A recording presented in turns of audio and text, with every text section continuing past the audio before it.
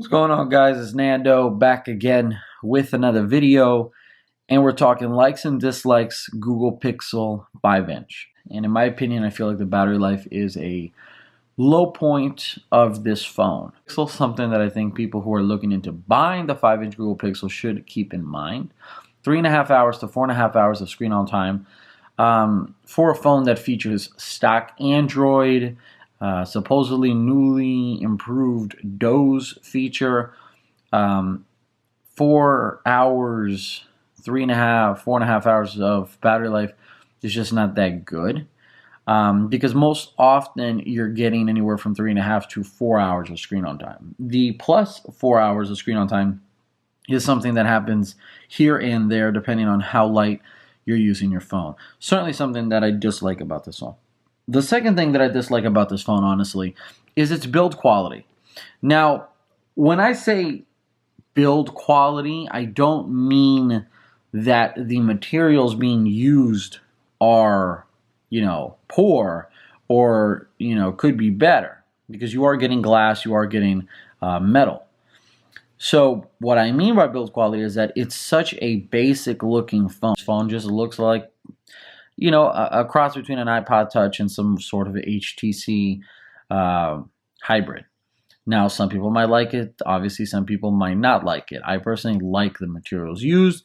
I don't like the look of the phone because it just looks so rushed that Google just couldn't figure out what they wanted to do. They didn't know how to stand out, and this is what they came up with. Again, looks are things that not everybody agree with, so keep that in mind. But honestly, I think that the design of this phone could be better.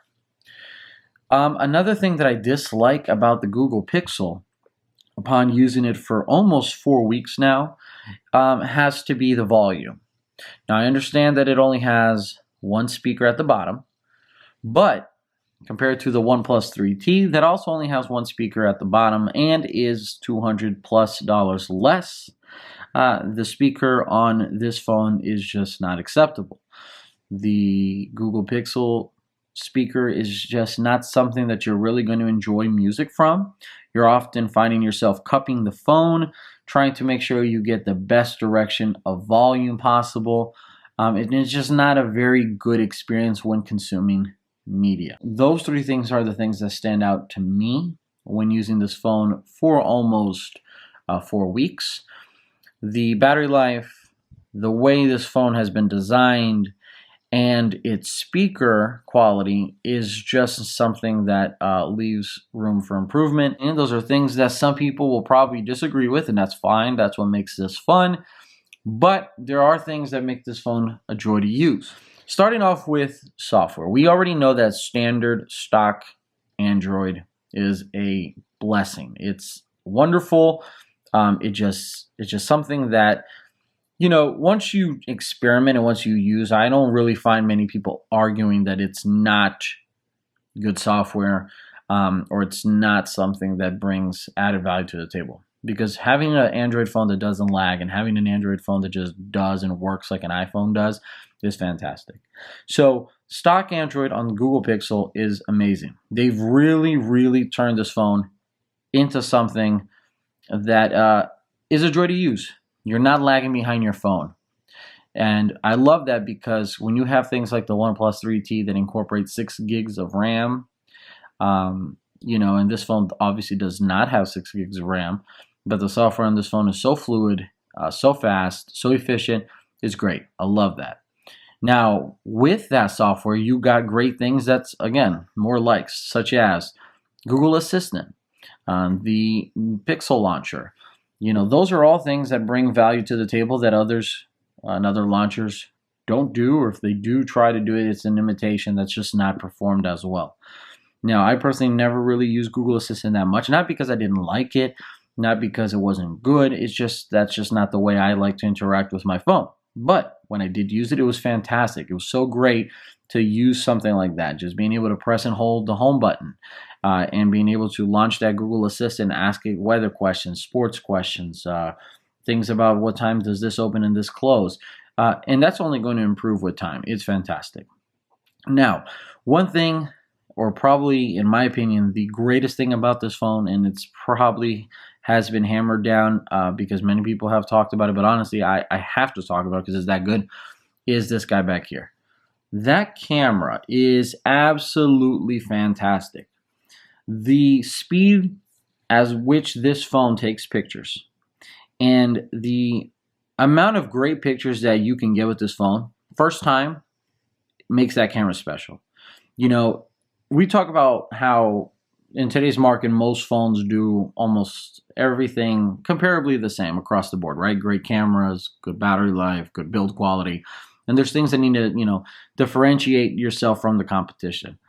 And this phone with that great of a camera, it really does become a point and shoot camera, that you go to the store and buy for $200, $300 plus dollars.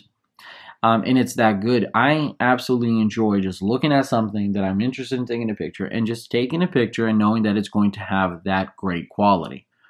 And it's fast. Man, does that shutter just go. You can take so many pictures consecutively and you're going to get great pictures. And with that, you're getting great autofocus. The autofocus on this phone is fantastic. The fastest autofocus I've seen. I've been testing it with the I've been testing it with the iPhone 7 Plus that I use, and the iPhone 7 Plus's autofocus is slower. The OnePlus 3T is slower. The Huawei Mate 9 is slower. The LG V20's autofocus was slower. And it's not even that, slower equals bad.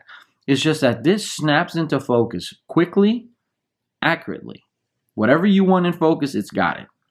And that's just something that, if you're a person who loves to take video, if you like to take photos, this phone is for you.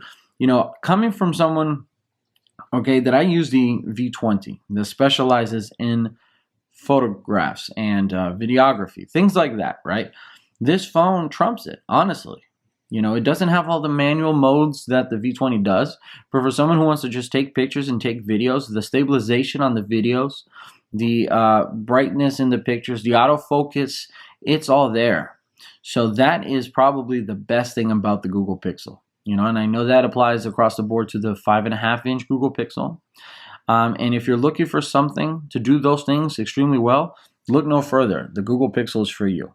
If you're looking for a phone that gives you so many bells and whistles and features, obviously, that's never been Nexus and that's not the Google Pixel. But if you are looking for something that gives you amazing pictures, amazing videos, decent battery life, and a good build quality, kind of boring design, but at least solid materials, and you just want to be in that Google ecosystem with, I don't want to forget, you get the Google Pixel and you've got unlimited storage, high res. The resolution as which you take those pictures and videos gets stored unlimitedly in the Photos app in the cloud. And that's something that the competition doesn't do. So keep that in mind. That all put together makes the Google Pixel a very good phone. Please subscribe. Please like the video. And guys, stay tuned for comparisons between the OnePlus 3T and the Google Pixel. And I'm also going to have some other reviews coming up with the Huawei Mate 9. It was Nando with that video one more time, guys. Peace.